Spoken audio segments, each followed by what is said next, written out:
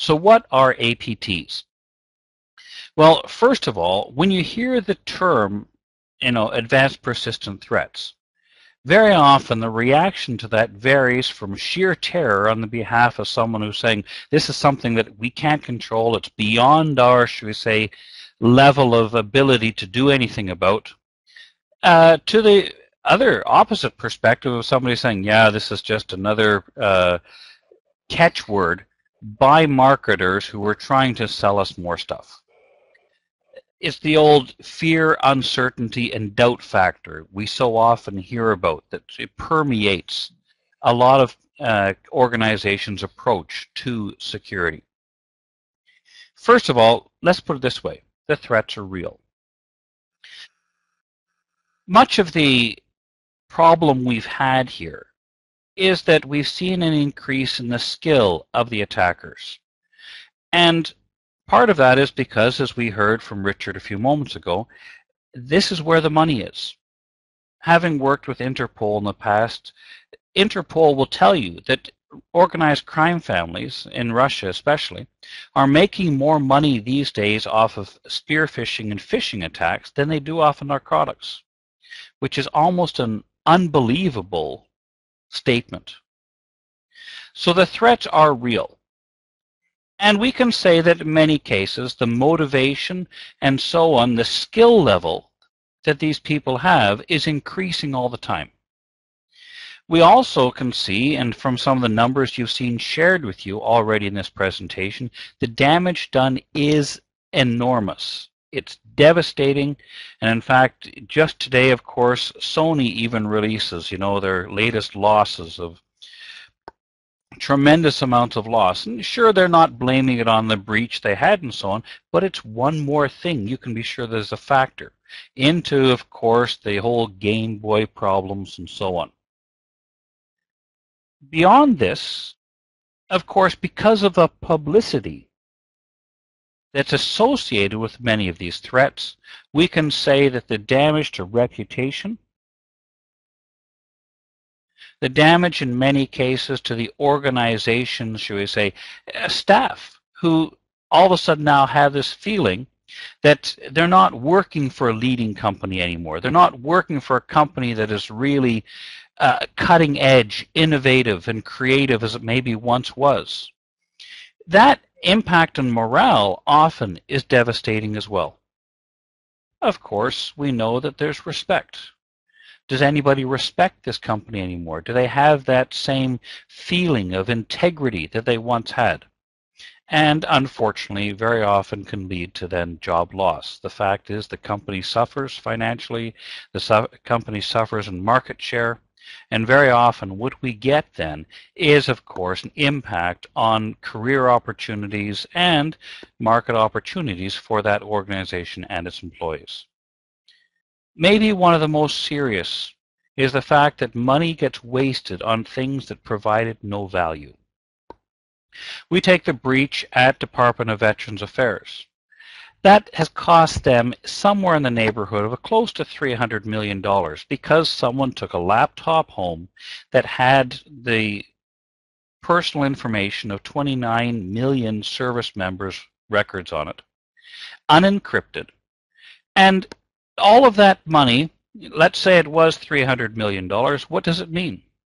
That's money that could have gone to far more important and beneficial things than just paying for damages that had been done really in a needless situation.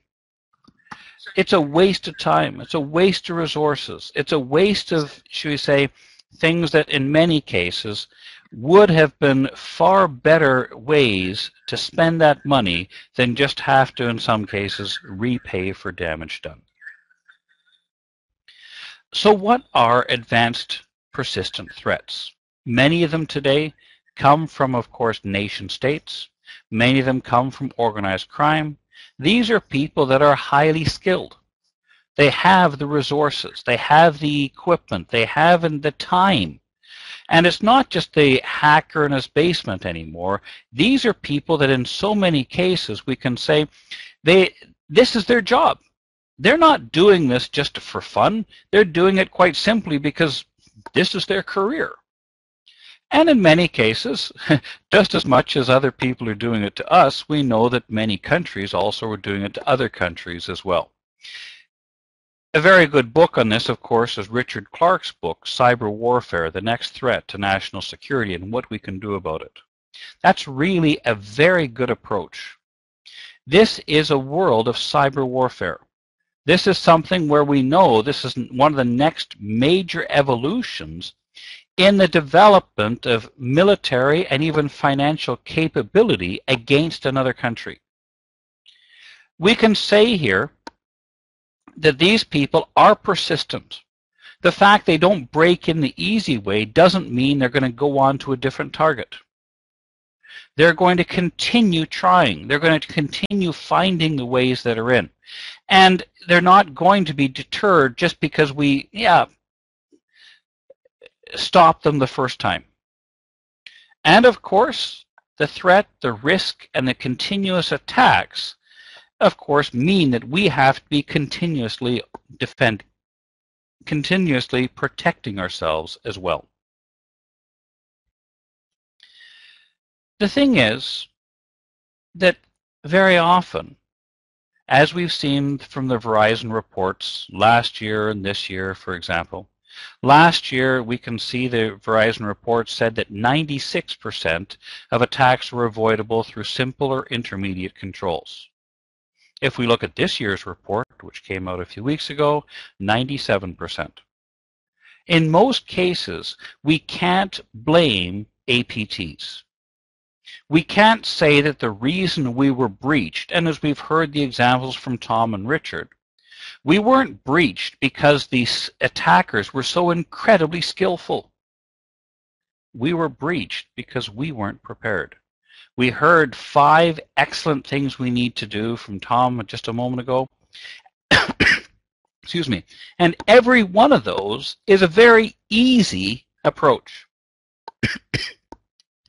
In so many cases, the work we need to do to defend ourselves is work that is just we haven't done, that we know better. In fact, we see from the Verizon report that over 60% of the attacks that actually happened were not because the organization was someone was trying to break into that organization. They did it quite simply because, somebody saw the opportunity. Somebody saw, hey, wait a sec, these guys aren't protected. Let's go. And targets of opportunity meant that in many cases we became a victim, not even because someone was intent on and of course had the skills to really try and break into us. It's just because, they found it and we hadn't done the basic things to protect ourselves. So let's face the real problem here. Most claims of the threat of advanced persistent threats are just an excuse. It's not the reality. This isn't how things really are. In many cases, we can say it's just that we have not, should we say, this hides the fact we haven't done our job well enough. This hides the fact we can sort of blame it on this mysterious, advanced, super skilled attacker. And really, it's just things that, well, you take, for example, LulzSec. They were one of the ones that, helped the breach on Sony. They, of course, in the case of Sony, 29 different breaches. Every single one of them preventable through simple controls. You take the breach on Stratfor. It wasn't huge, 90,000 credit cards and so on, and one of which was mine. But in the case of Stratfor, what did they have? They broke in through an email that, of course, was not properly protected with a password. And once they are in, what do they find? They find, of course, that here they've got all of their credit cards in a database unencrypted. We can't say that LulzSec was skilled and resourceful and creative. No, we can say quite simply that Stratfor, and no, Friedman has admitted this himself, they were plain lazy. There were things that they knew they should have done, and unfortunately, they hadn't. So what is reality? There's a lot of attacks ahead. The reality is we've got a lot of work to do here. We've got new technologies coming out. We have new skills and new vectors of attack.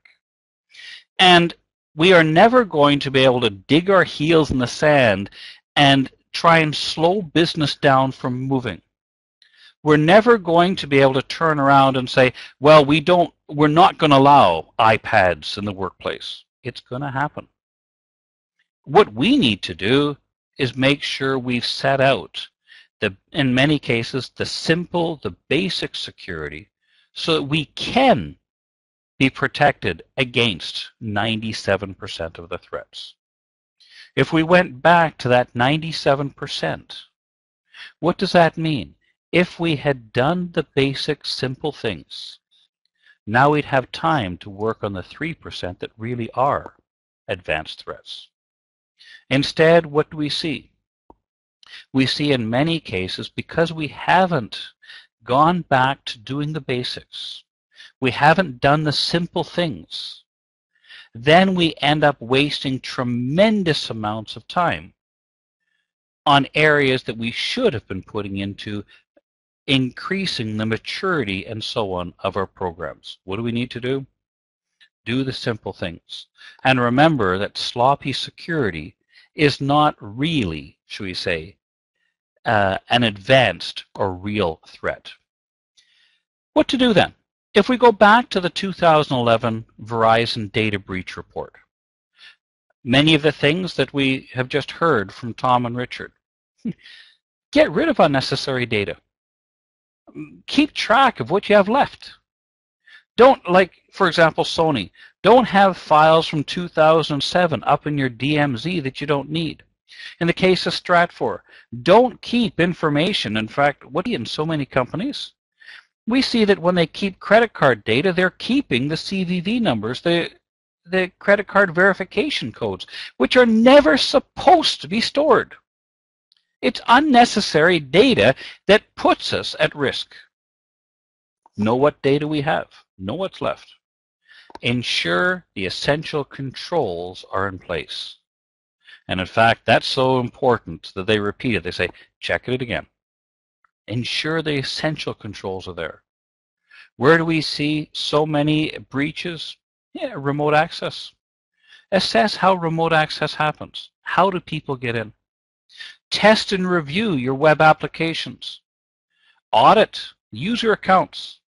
We'll see this, for example, if you look at the Verizon report.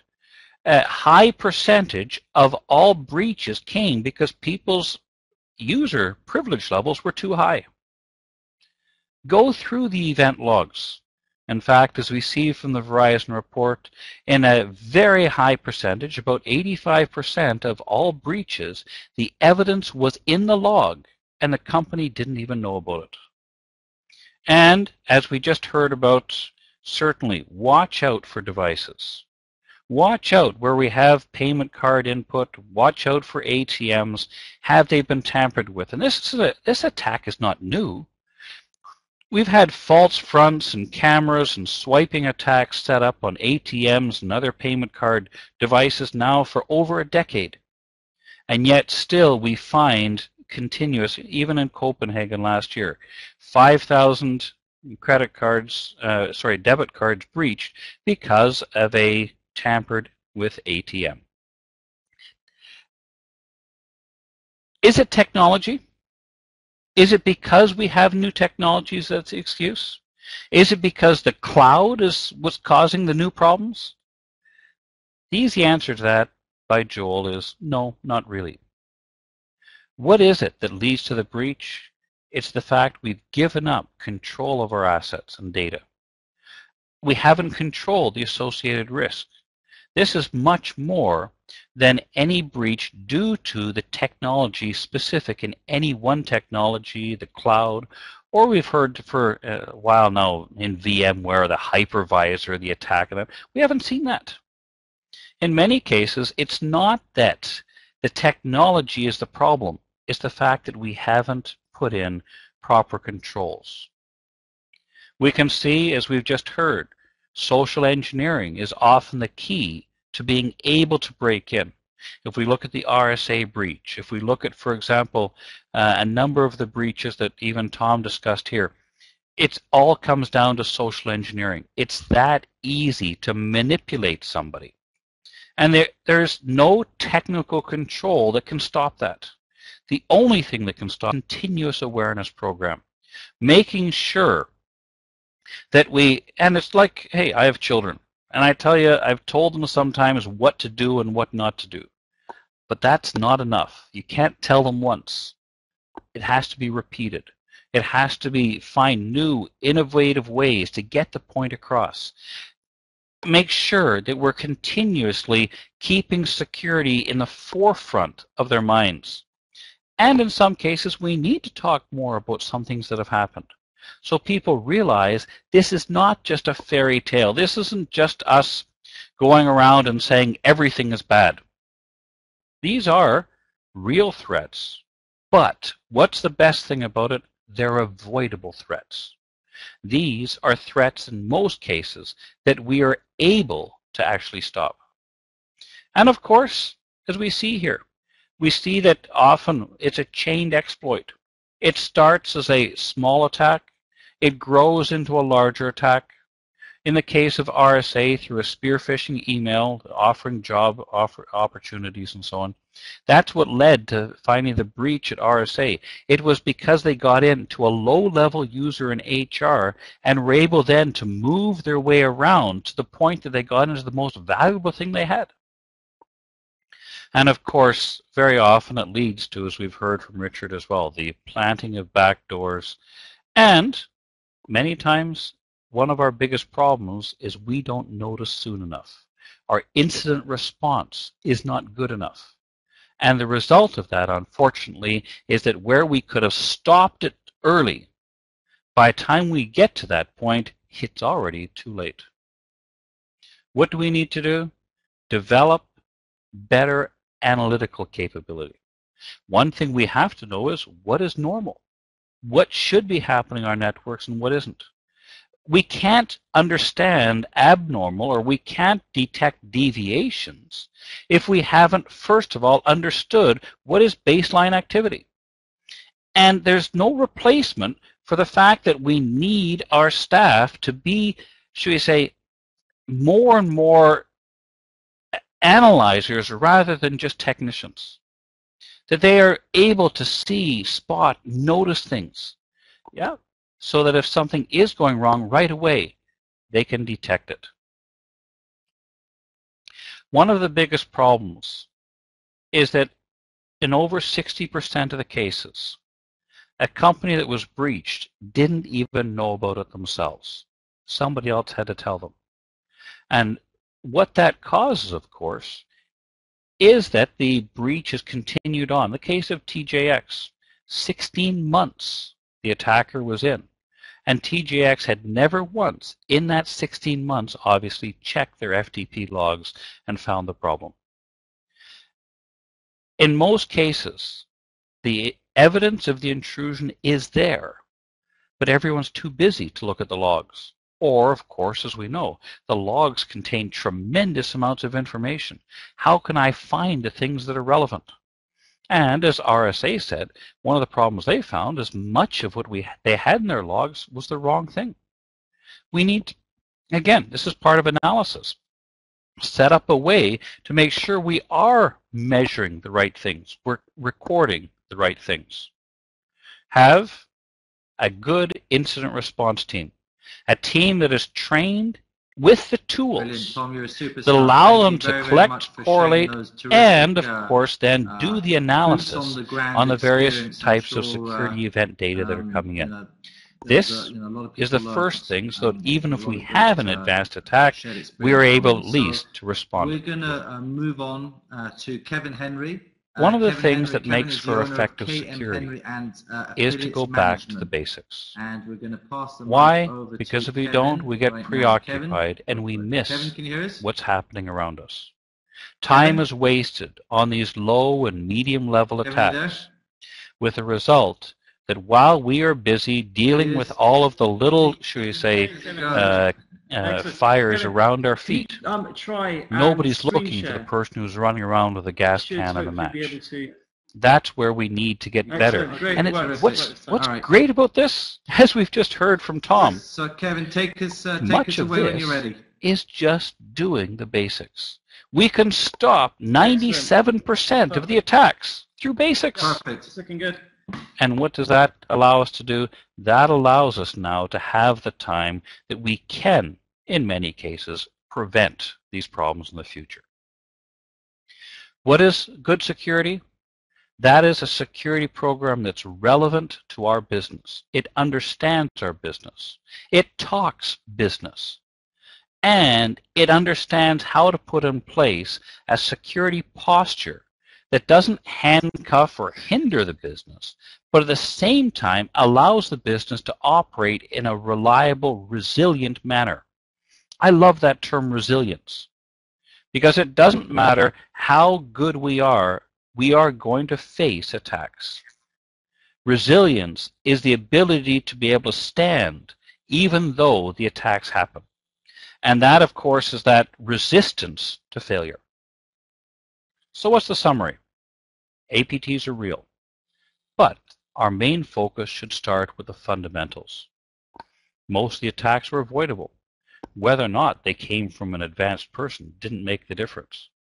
So what do we need to do? Design, develop, and continuously evaluate our security program.